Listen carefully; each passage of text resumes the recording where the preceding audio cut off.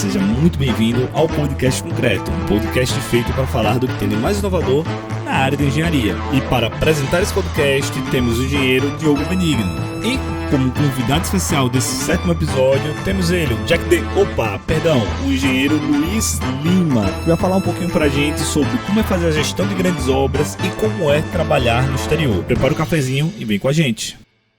Bom, pessoal, sejam todos bem-vindos ao 7º episódio do Podcast Concreto. Hoje nós trazemos aqui um convidado especial, o Luiz Eduardo Lima Santos, uma autoridade aqui em obras, grandes obras e técnicas de engenharia específicas que a gente vai conversar aqui um pouco durante esse papo, certo? Vou apresentar aqui um pouco o nosso convidado.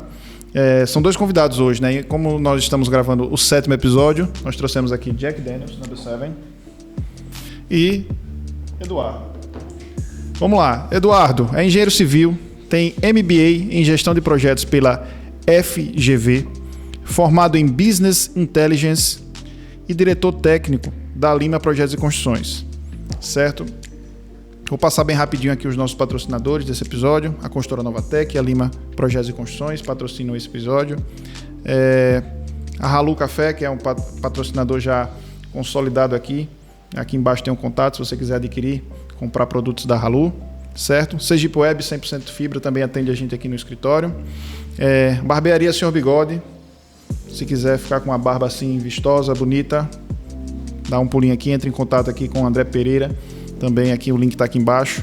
Aruana Workspace, que é esse espaço que nos cede a sala para gravação dos episódios do Podcast Concreto, certo? E o patrocínio fictício é do Jack Daniels. Number 7, episódio número 7. Vamos lá, Eduardo, seja bem-vindo. Muito obrigado. Então vamos fazer logo um brinde para a gente começar esse episódio. Saúde. Saúde. Vamos lá. Eu queria saber de você... Tá gostoso. É isso que eu queria. Já é uma das respostas. Como é que você teve contato com engenharia? Quando foi que você entendeu a aptidão, esse dom de trabalhar como engenheiro? Desde pequeno, desde que eu me dou por gente, que eu me lembro, né? Que eu já gostava de brincar com aqueles... Antigamente não tinham Legos, mas não tinha muita acessibilidade ao Lego. Existiam outros blocos maiores, eu não sei se você lembra, que a gente ia encaixando, eu já gostava de brincar. E eu tenho uma tia que, quando eu passei em engenharia civil, ela veio me dizer, você quando pequeno disse que queria ser engenheiro civil, mas realmente eu não me lembrava disso. Ela mesmo veio me dizer. E estudando até, tive a oportunidade de estudar com você até na nossa primeira graduação, lá no na primeira, Cefet. Né, que a gente participou de 2 graduações, né? Já participamos de 2 graduações juntos, que a primeira foi saneamento ambiental, né? Nós somos formados, e agora é de engenharia civil. Então, naquela época, eu já sentia uma vontade de ser engenheiro civil, já sentia essa vontade de estar na frente de uma obra, de entender um projeto, de tentar transformar aquele sonho em realidade, que é como a gente costuma dizer. Então, desde aquela época que eu já sentia essa vontade. Aí foi que quando a gente trabalhando junto, perfeito, eu tive aquela ideia, não sei se você lembra, Diogo, vamos fazer o vestibular. Vamos, você disse, rapaz, a gente não está estudando não, a gente se mete a estudar fazer. E vamos ver no que dá. Aí deu que a gente passou de primeira. Perfeito, né? Exatamente. Então hoje estamos aqui e estamos nessa brincadeira aí desde quando? Desde 2014. 2014, quando a gente se formou, né? Já são alguns anos, né? Daqui a pouquinho a gente já está com uma década de trabalho, de experiência aí. Deixa eu te perguntar, então, com relação a essa MBA que você fez em gestão de projetos. Sim. Naturalmente, você buscou com algum objetivo. Sim. Né? E em que momento foi que isso aí chegou para você, essa necessidade de fazer uma gestão de projetos, que é uma coisa extremamente necessária, que às vezes é negligenciada, né, pelos profissionais. Bastante. Às vezes o cara se depara com diversas demandas e tende a se atrapalhar. Justo. Como é que você recentemente, eu não vou lembrar agora a data, eu sei que teve um rompimento de uma via no Japão, se eu não estiver enganado, que em 2 dias eles resolveram. E foi uma cratera enorme, porque estava tendo um vazamento de um arquiduto, alguma coisa assim. De um arquiduto não, de um duto que passava lá por baixo dessa via. Então achei bastante interessante. 48 horas. Este foi o tempo que os japoneses levaram para fechar e asfaltar uma cratera gigante em Fukuoka. O buraco engoliu postes e 5 pistas da avenida. A região ficou sem gás, luz e água. 2 dias depois do início das obras, o asfalto está assim, completamente restaurado. Se eu não estiver enganado, nessa época eu estava trabalhando para uma multinacional americana, fazendo termoelétrica aqui na Barra dos Coqueiros, aqui no estado. E eu tive a oportunidade de ter contato com muita gente que, além de ter um PMI, né, eu também trabalhei nessa empresa e eles têm o PMBOK embaixo do braço. Só para a gente esclarecer para quem não está entendendo um pouco dessas siglas, o PMI é o Project Manager Institute. Exato. E o PMBOK são as certificações, né? O PMBOK é o livro, né? São as regras que tem, um livrinho que tem as regras todinhas nele. E vamos chamar de regras, né? Que ele tem todos os padrões que você deveria seguir para não ter nenhum problema na sua gestão, para que ele auxilie tem os na níveis, gestão. né? Onde você vai sendo graduado de acordo com a sua especialização, não é isso? Justo. E aí eu tive a oportunidade de trabalhar com essa empresa que me deu uma clareada muito grande nessa área de gestão de projetos. Eu percebi quão fácil era trabalhar com ela, mesmo sendo um projeto tão grande quanto foi a termoelétrica. Várias áreas que a gente trabalhava tudo junto, tudo de uma vez, e não dava tanto problema assim como a gente vê muitas vezes em uma obra pequena, em uma reforma que você tem até o próprio cliente morando na casa e você vê que é uma das maiores dores de cabeça que o engenheiro tem, né? Então eu tive então isso facilitou, né, bastante. Eu tive a abertura dessa visão, justamente. Ficou muito fácil e foi a partir daí que eu comecei a me interessar. Eu entrei em contato com a FGV e eles explicaram todo o curso como seria e aí comecei a fazer lá. O curso é muito bom. Especialização complementar é extremamente importante para você ter um diferencial, né? Muito importante, porque às vezes a gente sai da faculdade pensando que já sabe de tudo, né? E quando a gente realmente vê que não sabe de nada. Perfeito, exatamente. Bom, deixa eu te perguntar, você tinha conversado comigo, a gente já conversou diversas vezes sobre as técnicas construtivas e você trabalhava num projeto que era bem específico. Aconteceu aqui em Aracaju também, que trabalhava com protensão, né? E a protensão ela não é assim tão utilizada, envolve questões técnicas de custo, mas é uma solução interessante para determinadas situações. Aí eu queria que você contasse um pouco dessa experiência, o porquê que a opção por utilizar a protensão nessa obra especificamente. Sim, quando eu cheguei nessa empresa, eu tive logo que me deparar com essa situação. Foi logo e agora o primeiro contato. Justamente. Foi o primeiro contato que eu tive, foi logo com os projetos. Ele me mostrou, disse que o projeto seria... Todas as lajes seriam protendidas e tal, e eu já ouvi falar, mas nunca vi, né? Tipo caviar. Ouvi falar, mas não sabe exatamente como é o gosto, exatamente. Né? Então, eu comecei a estudar por mim mesmo. Chegava em casa, minha mulher até queria... vamos sair. Eu disse, não, vou estudar. Daqui a pouco ela vai assistir e vai falar comigo isso. Então eu chegava em casa, começava a estudar. Como você sabe que você também já pegou muitas obras assim que a gente usa técnicas que nunca tinha visto, que não é abordada na faculdade. E precisa se atualizar. Justamente.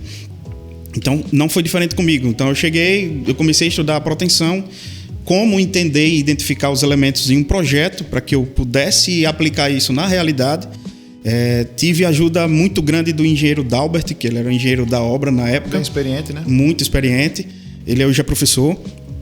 Então, já era professor naquela época, que ele me ensinou muita coisa de como entender o projeto. Ele também teve o seu momento de estudo, como ele mesmo falou.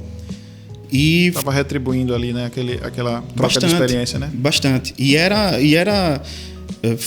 É uma técnica muito, muito interessante, porque você tem uma obra um pouco mais limpa do que uma convencional.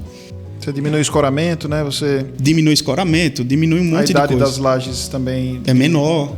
A gente conseguia fazer 4 lajes por mês. Uma laje daquela que cabe 6 apartamentos, né? 5 apartamentos, desculpa. Um deles tem 140 metros quadrados, 143 metros quadrados, alguma coisa assim do tipo. O menor tinha 87. Então, é uma laje grande. Passava o dia todo fazendo essa concretagem, né? Então, foi muito interessante. Eu até trouxe para você um projeto uma vez para você dar uma olhada, você verificou, a gente viu. Foi o meu tema dissertação de TCC. Do meu TCC, justamente. E eu acho que a gente tem até que, inclusive, estudar um pouco mais, que é muito interessante, a gente podia adaptar muito aqui em Aracaju. Essa estratégia de assumir essa tecnologia construtiva para essa obra teve alguma peculiaridade? Teve. Algum motivo que foi mais determinante para escolher essa... Essa obra ela é próxima do cone do aeroporto, do cone do aeroporto. Então ela não podia passar de 48,5 metros, que é justamente o que a obra tem. Então, para que isso fosse atingido, para que a gente não chegasse aos 48, passasse dos 48,5 metros e ainda tivesse a quantidade de unidades necessárias para que o projeto fosse viável, justo. Então, você tira as vigas do interior da laje, com isso você ganha altura. Consegue compactar um pouco na altura dos pés direitos. Justamente. E você continua tendo a mesma segurança que uma laje, vamos chamar de tradicional, né? Uma laje tradicional tem. Uma laje nervurada, né? Justo. Ela vai ter só o argolamento, a viga de argolamento, que é no entorno da laje, e o restante a gente consegue vencer com os vãos abertos, vamos assim dizer, né? Perfeito. Vamos lá, então. Quando você sinalizou sobre essa questão dos projetos dessa obra que você fez da termoelétrica, e aí eu já tive a oportunidade de trabalhar em uma grande obra e a gente observa a quantidade de informações que chegam e você tem ali, talvez, especificamente, você disse que era uma multinacional americana, não é isso? Isso. Quando você tratava com eles, você tinha uma necessidade de se comunicar. Como é que foi essa adaptação? Porque os caras não vão pegar uma pessoa que está chegando para a empresa e colocar no campo. Justo. Como é que foi esse processo de adaptação para que você pudesse entender os processos da empresa e poder trabalhar e tocar esse projeto? A empresa foi praticamente uma mãe, né, nesse quesito. Me colocaram, na primeira semana, me colocaram dentro de um container, que a gente tinha uns containers lá, não tinha sala ainda. E foi conversado com o meu project manager, com o meu gestor de projeto, ele, um alemão, inclusive, e o gerente do site, né, da obra toda, que era um suíço. Então, foi muito conversado. Em inglês? Em inglês, né? Cheguei logo nervoso, porque não tinha usado inglês por muito tempo na minha vida, e disse, tô um pouco enferrujado. E tem uma diferença crucial, né? Que é você ter uma linguagem de inglês do cotidiano. Sim. E você técnico, chegar, né, na hora e você ter que trazer toda uma linguagem técnica, né? Justo. Eu lembro que eu já passei uns perrengues, teve uma oportunidade que eu trabalhava numa obra e que o forno, ele era montado por uma empresa americana. E esse forno, o técnico, ele não tinha a menor sensibilidade em querer ter aprendido português. Eu não falo inglês. E aí ele chegava... Ficou uma briga bonita, né? Ficou interessante a comunicação. Aí eu chamei um colega, o Yuri, e fiz, Yuri, você tem um pouco mais de experiência nessa parte linguística, toma conta aqui, passei a obra para ele e peguei uma obra dele e ele começou esse trabalho. Mas como é que você geria? Você tinha um suíço... não foi em espanhol com o Yuri, né? É melhor. Yuri não está muito apto. Agora já está, né? Mas no começo ele teve dificuldade. Você tem um suíço, um alemão e outras nacionalidades. Filipino, malasiano, libanês, iraniano. Meu Jesus. Americano, inglês, tinha de tudo que era lugar do mundo. E como foi essa experiência aí? Então, a primeira coisa que eles fizeram, inclusive para dar uma reconfortada assim, né? Dar uma acalmada na gente, porque éramos 3 daqui de Aracaju, eu, o Matheus e o Marcel. Então, a primeira coisa que eles fizeram foi, tenham calma, inglês aqui não é língua mãe de ninguém, né? Um alemão e um suíço e 3 aracajuanos. Então, inglês não é a língua mãe de ninguém, a única coisa que a gente quer, se não entender, pergunta. Agora não sai daqui sem entender. A gente discute, vê um jeito certinho de entender. Então isso já deu aquela acalmada na gente, né? E disse, não, os caras estão abraçando a gente, né? Aí, estão bastante receptivos. Então a gente não vai ter problema com isso. E realmente foi assim. E logo depois dessa primeira semana, eu passei uma semana em São Paulo. Eu fui para lá, fui conhecer os 2 projetistas da obra, que era um suíço e um iraniano.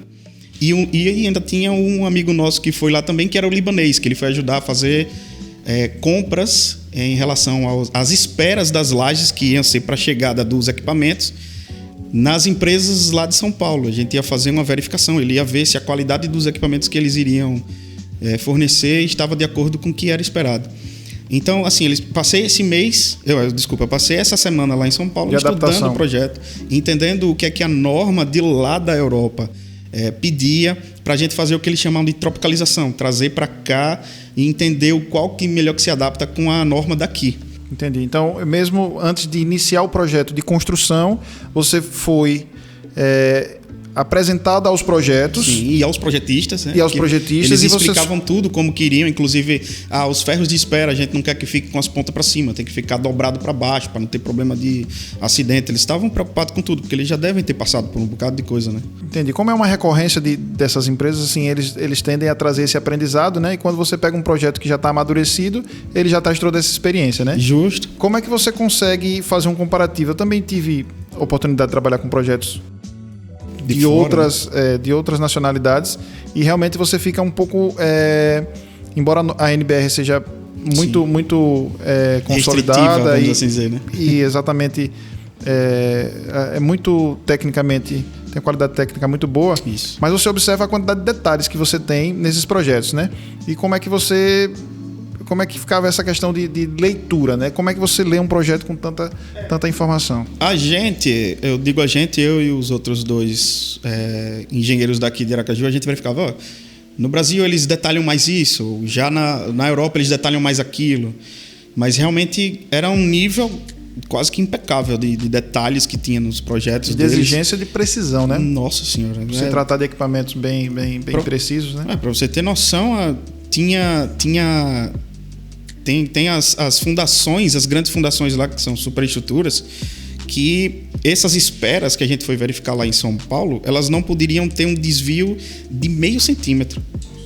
Então era uma coisa absurda pelo volume de concreto, a quantidade de aço que se tinha. Então era uma coisa que... Você falando aí, eu imaginando a concretagem, aquelas esperas ali todas fixas, travadas, para evitar que aquele volume de concreto faça qualquer movimento na base com o intuito de mexer. E você tem que conferir antes de endurecer o concreto, né? Tem que, porque senão a gente vai ter que puxar com macaco hidráulico, alguma coisa assim do topografia em cima, né? Topografia o tempo todo, muito concreto rolando e o topógrafo lá em cima da laje, lá esperando o resultado sair, né? E a gente esperando depois ver esse comparativo, né? Que é coisa que poderia dar um problema muito grande, porque esses equipamentos já vêm de lá da Europa ou dos Estados Unidos, a depender do equipamento que fosse, ele já vem pronto só para chegar e montar e encaixar nas esperas que já estão esperando lá. Então eram várias esperas que só era chegar para entrar no buraco da arruela do equipamento só e parafusar. Então imagine se desse plug and play, justamente. Justo. Agora, você consegue passar para a gente assim, uma dimensão da obra? Eu me lembro que na época que essa obra estava acontecendo, era um impacto muito grande, porque realmente ela é uma obra que tinha muitos recursos sendo empregados ali. Então, você consegue dizer assim para a gente, equipe, na época volumes? ela era a maior obra que estava acontecendo no Brasil. Na época que ela estava acontecendo. Foi 2018, 2017, entre 2017 e 2019. Perfeito, 2017 e 2019. Então ela foi, e realmente tinham muitos olhos de Brasília, né, olhando para cá, muitos... É uma obra de um interesse de infraestrutura, né? Muito grande. Teve que parar a principal via que dá acesso à barra, né, para poder passar equipamento, essas coisas. Então, assim, por exemplo, foram 3 grandes fundações que tinham lá. Cada uma delas, para você ter noção, a gente chegou... A primeira concretagem que a gente fez dela deu em torno de 23 horas. Ininterruptas, de uma base só. Ininterruptas. Então, a gente contratou uma concreteira. Essa concreteira teve que, pelo volume, teve que alugar caminhão de outra concreteira para poder... Caminhão betoneira para poder ela abastecer com o concreto dela, para não ficar com divergência de traço. Justo. E todos os caminhões passavam pelo slump test, passavam por todos os testes que eram necessários, coletava corpo de provas, amostras de cada caminhão para não ter problema. Então imagine você 23 horas de concretagem ininterrupta. Né? Sei exatamente como é. Você sabe exatamente como é. Então eu estou falando aqui, você está entendendo tudo, você está visualizando. Tô visualizando. Então Se você eu até naquela época eu tentei trazer você, mas você estava longe, você estava justamente na sua obra, para você ver a gaiola que era uma gaiola de aço, e os detalhes que a gente verificava eram coisas de outro mundo realmente, porque, por exemplo, depois chegou um filipino para trabalhar com a gente, que ele foi o gestor da área, né? Então, um tracinho, uma barrazinha pra você ter noção, a gente precisou de 4 barras de 1 metro para colocar no canto de uma fundação, para não ter problema com qualquer estrutura que fosse lá dele. Isso teve que ir lá para a Suíça para ser analisado, aprovado e mandado para cá. E realmente ele estava certo. Então foi o que foi acatado foi por ele, foi acatado pela Suíça. E realmente é uma coisa assim que dá um certo delay na obra, mas é um delay que não vai dar aquela dor de cabeça posterior que você sabe que pode acontecer em uma obra. Então, é uma coisa muito organizada, né? Uma coisa muito grande que parece que você diz, vai atrasar, a gente podia resolver isso aqui. E no instantinho bateu na Suíça e voltou. Bateu na Suíça, analisaram e voltaram. Pelo mesmo cara que eu conheci em São Paulo. Eu imagino como seja, assim. Deixa eu te fazer o seguinte, a gente está inaugurando aqui um quadro novo, certo? É uma cópia, é um plágio do CJE Sergipe. A gente lá tem diversos profissionais falando sobre perrengues. Então, a gente aqui está trazendo um plágio que ainda nem foi autorizado pelo Andrei, depois o Andrei dá um ok ou não, mas ele tem como editar, né? Então já foi. Perrengue. Ele já tá ali dizendo assim, porque já pode. Perrengue concreto. Conte um perrengue que você nunca vai esquecer. Esse eu não vou esquecer nunca. Em 2014, Diogo, se eu não estiver enganado. Entre 2014 não era nascido, né? Eu não. É porque eu sou um pouco velho. A barba branca. Entre 2014 e 2015, eu não me lembro bem, teve um apagão no Nordeste. 13 estados do norte e nordeste do país ficaram sem energia elétrica na tarde de hoje. Cidades do sul e do sudeste também foram afetadas pelo apagão. Em São Paulo, a falta de luz atingiu bairros da Grande ABC e das zonas leste e norte da capital paulista. Certo, perfeito. Que apagou o Nordeste inteiro. Eu estava concretando. A gente começou uma concretagem, eu e o Dalbert, o engenheiro da obra. A gente começou uma concretagem, ele tinha acabado de ter um filho. Ele disse, Eduardo, eu disse, não precisa nem dizer, dele, pode ir que eu vou tomar conta aqui da obra. Quando eu disse, bati o pé dizendo, eu vou tomar conta da obra, o que foi que aconteceu? Faltou energia. Faltou energia. E a gente, como é que faz para vibrar um concreto de uma laje? Se não tiver aquele vibrador com mangote de gasolina, se Justo. For no elétrico... Não, eu tive que ir atrás. Eu tive que fazer a substituição do equipamento. Só que já era 7, 8 horas da noite, eu acho, um negócio assim. Então a gente teve que correr, liga para um, liga para outro. Por sorte, a gente tem muitos companheiros, muitos contatos que acabaram ajudando a gente, que eles mandaram um gerador a diesel, a gasolina, mandaram os vibradores e a gente conseguiu concluir a concretagem e vibrar, né? Adensar o concreto. Exatamente. Só que já quando a gente foi acabar já era acho que 1h da manhã, 1h30 da manhã. E todo mundo que tava lá, como é que eu mando para casa? Que não tem mais ônibus, não tem mais... pedir sanduíche. Foi pedir janta para todo mundo, como já tinha pedido, pediu café da manhã, né, no caso. E teve que mandar todo mundo de táxi para casa. Todo mundo da obra que estava participando da concretagem, a gente teve que mandar de táxi. Perfeito. Acontece. É raro, mas acontece muito, Acontece muito. Vamos lá, Eduardo. Eduardo, eu já trabalhei com você em algumas oportunidades, já estudamos, fizemos 2 graduações, já trabalhamos em algumas empresas juntos e ainda fazemos projetos em parcerias, né? E ainda somos amigos, né? Perfeito. Com padres, né? Com padres também. Justo. O que ocorre é que você tomou uma decisão. É uma decisão extremamente importante porque você deve ter enxergado seus motivos, você tem a sua vida e deve ter decidido ir para a Europa. Você está no processo de documentação para você ir para a Europa, você vai trabalhar lá, receber uma proposta para trabalhar como engenheiro civil lá. Aí, o que é que eu queria que você me dissesse para o pessoal que acompanha aqui o nosso canal? Primeiro, expectativa do mercado, documentação que precisa ser elaborada para trabalhar tecnicamente lá e porquê da sua decisão. Vou até tomar uma dose desse aqui rapidinho. Muito bem. Não, lá é o seguinte, a empresa, eu já trabalhei com essa empresa aqui, então a gente já se conhece bastante. Temos até uma amizade, eu, o supervisor, o dono da empresa, a filha, então, que trabalha com a gente também lá. Então, assim, eles estão me dando essa oportunidade de ir para lá.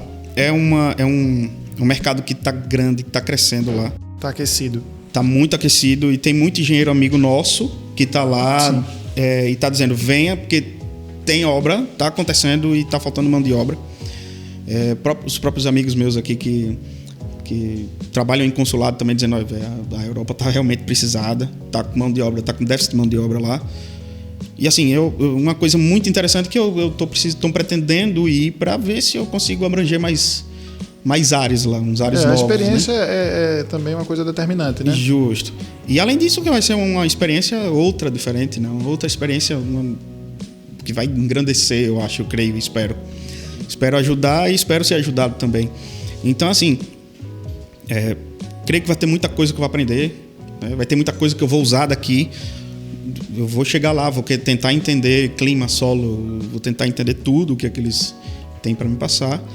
E realmente, assim, é algo que eu espero contribuir, ou até vai que você apareça por lá também, né? Quem sabe? Manda, vou sim.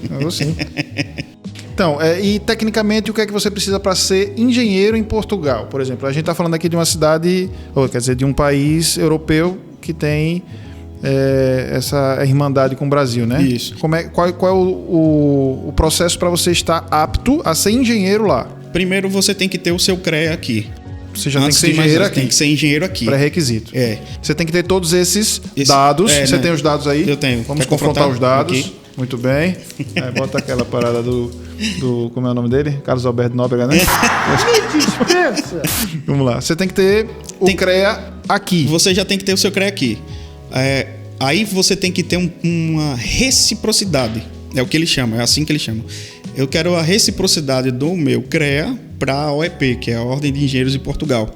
Então você vai lá no CREA, você faz essa solicitação, eles vão solicitar alguns documentos, o histórico da faculdade, suas notas, essas coisas todas lá para eles poderem mandar para Brasília. Lá o CONFEA em Brasília, eles vão analisar e manda o físico para Portugal. Por isso que demora um pouco. Eles mandam um físico, ele vai... Eu acho que não é mais de navio, eu acho que ele vai de avião. É melhor. É, mais rápido. Aí ele vai... O e-mail também é muito utilizado já. Mas eles não gostam muito de e-mail não, porque... Tem que ser o físico, né? O físico. Então, vai para Portugal, eles analisam e aí você recebe um e-mail de Portugal, dizendo, olha, tá aprovado, aceitamos aqui, agora você tem 90 dias para comparecer aqui e a gente finalizar o processo. Entendi. Então, quem tá com essa ótica, uma dica já se antecipa, mesmo que você não tenha comprado a passagem, você já começa a tramitar isso com CONFEA e a OEP. OEP.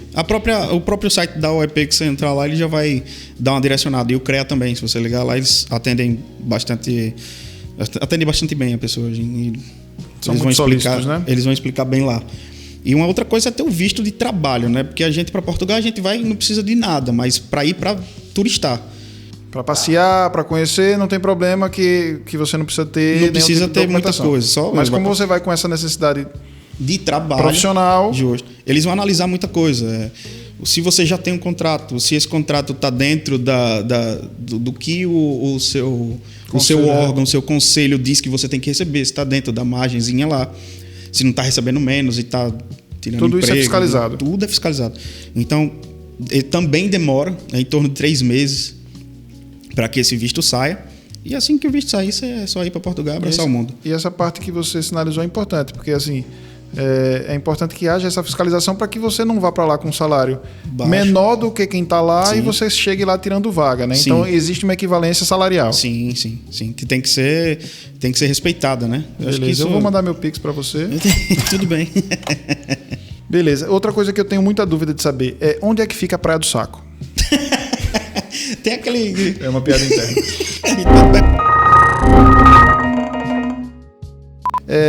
Tem uma outra experiência importante que eu observo no trabalho com você, que é sobre projetos estruturais, né? Eu observo que você tem um envolvimento com a parte de projetos estruturais. Como isso se formou na sua carreira, né? Como é que isso chegou para você e como é que o que é que você poderia dizer para quem pretende trabalhar especificamente com a parte de concreto ou estrutura metálica ou projetos em geral? Esse ainda é um sonho que eu estou conquistando, ainda não conquistei. Tô tendo muita ajuda do Yuri, que você conhece muito bem, trabalha com a gente trabalha nessa parte de estrutura, inclusive. Então ele me dá muita aula, inclusive recomendo quem puder assistir. Ele está com um curso, inclusive a gente escreveu a equipe porque ele é um professor com uma experiência sim, extremamente didática. E a atenção que ele dá também é absurda. Então é algo que eu quero ser engenheiro de campo, mas se o cara não entender de uma estrutura, de como formar uma estrutura, se o cara pensa que só vai ser engenheiro gestor de campo, ele tem que repensar um pouco aí nesse pensamento.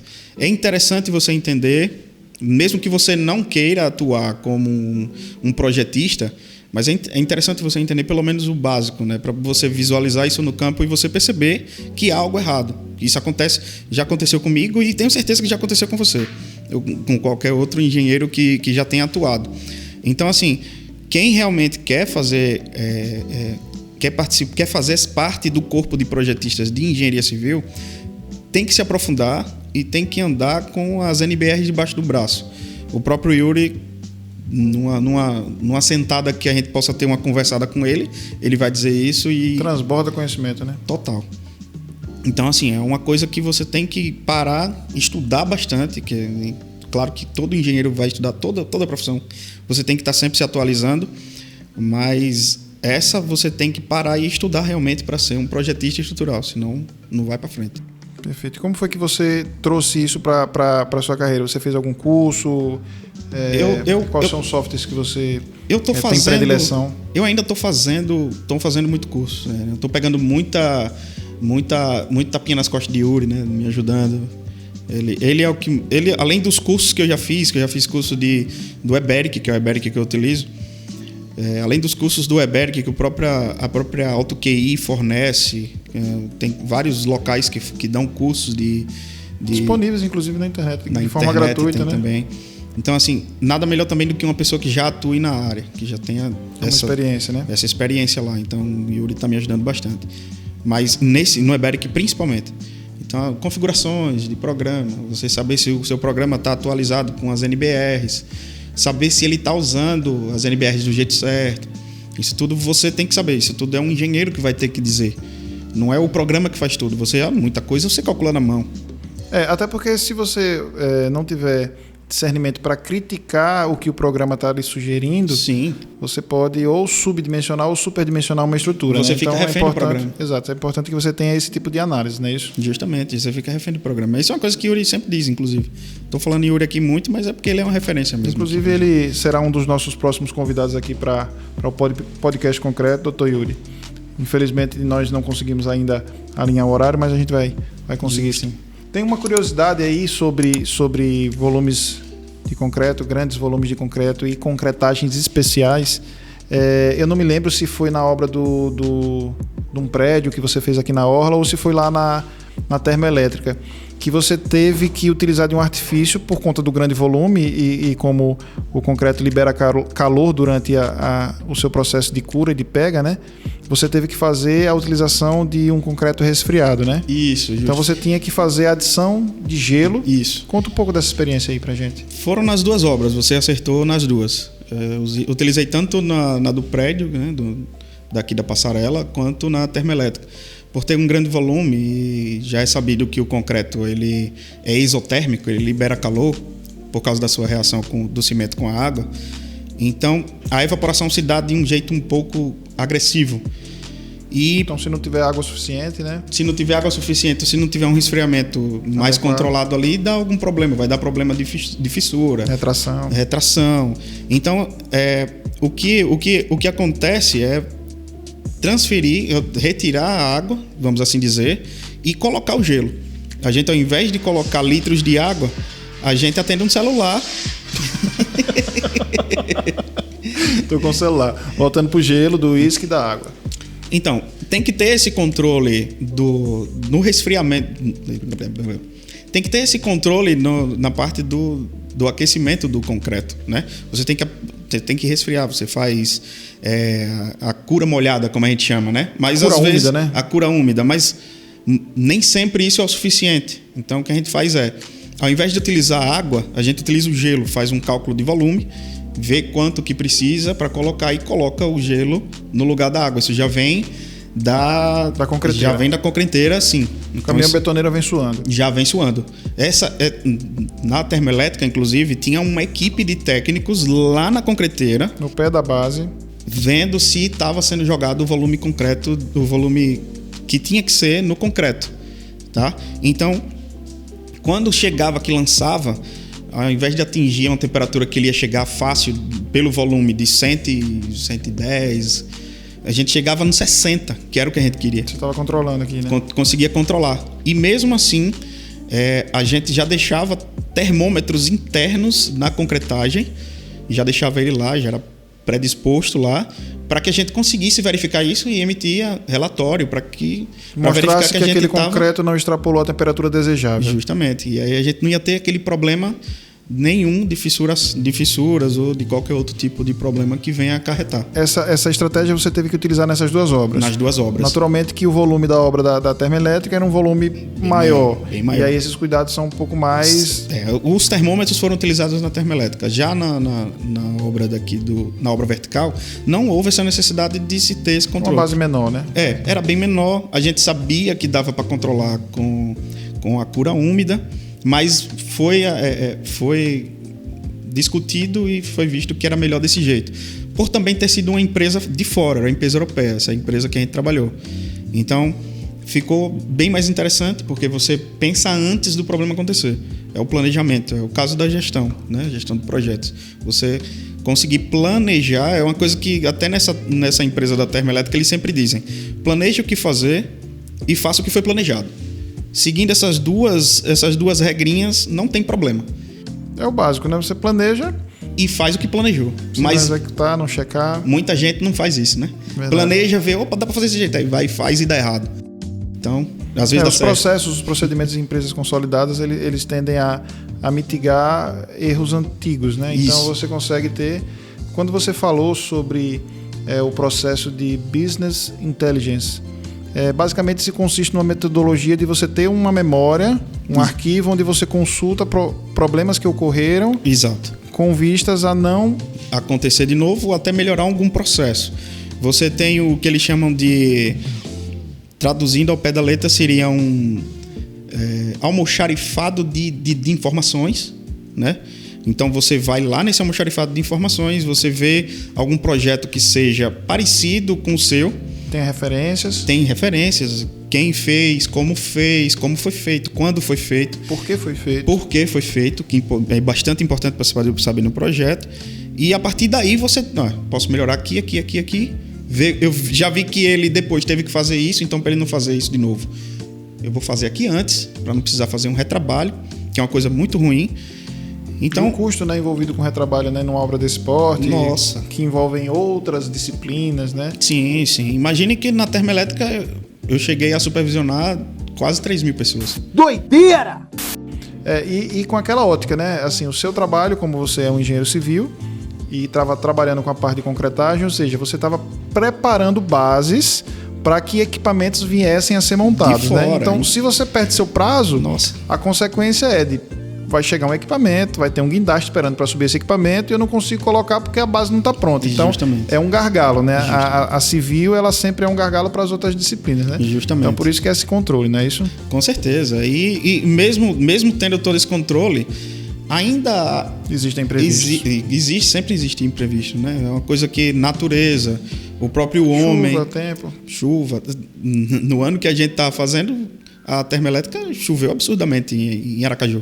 Vocês tiveram também necessidade de fazer ajustes com relação a impactos para as pessoas que queriam trabalhar lá, mas porque tem sempre quando um grande empreendimento chega em determinado local, ele precisa fazer uma captação de mão de obra específica daquela região. Se eu não estou enganado, foi em torno de 67% ou foi 70% da mão de obra era local, que era o que foi acordado, né? Foi o que foi acordado. E um pouco mais próximo da parte executiva, né? Porque a parte gerencial, como são empresas internacionais... Que já vem especializada. Já vem com essa carga de lá, né? Justo. Normalmente eles são especializados. Teve engenheiro aqui que ele só veio para fazer uma medição e foi embora. Então imagine você ter um engenheiro que só faz isso, né? Ele é muito específico para aquela situação. Muito especializado. Foi uma mediçãozinha que ele fez, já era na parte da mecânica. Já. Ele veio, mediu, mensurou e foi embora. Eu queria agradecer, Eduardo, por contribuir com a sua experiência, com essa parte de grandes obras e com essa coragem de ir conhecer um novo país e trabalhar em novos projetos. Eu desejo muito sucesso, eu sei que você vai ter muito sucesso lá. Obrigado. Pela sua competência e pelo tudo que você já construiu, certo? Eu desejo que quando você vier aqui a passeio, que a gente se encontre novamente, certo? E possa trocar uma outra ideia e talvez no episódio 77 a gente possa se encontrar, né? Então eu queria deixar aqui muito claro que o sucesso que você vai ter é fruto do que você vem buscando, estudando e vai colher com certeza. Beleza? Obrigado. Bom, pessoal, muito obrigado por assistir esse conteúdo. Se você achou relevante, considere se inscrever no nosso canal, deixa seu like, beleza? Se você tiver sugestões ou dúvidas sobre esse tema aqui, deixa aqui nos comentários, certo? E muito obrigado e até o próximo episódio.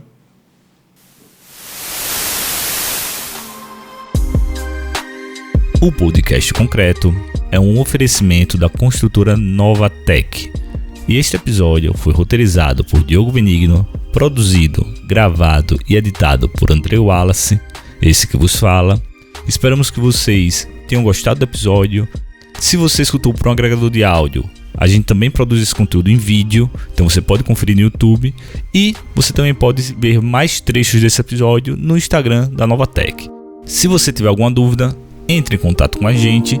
Fique em paz, seja feliz e vamos às obras.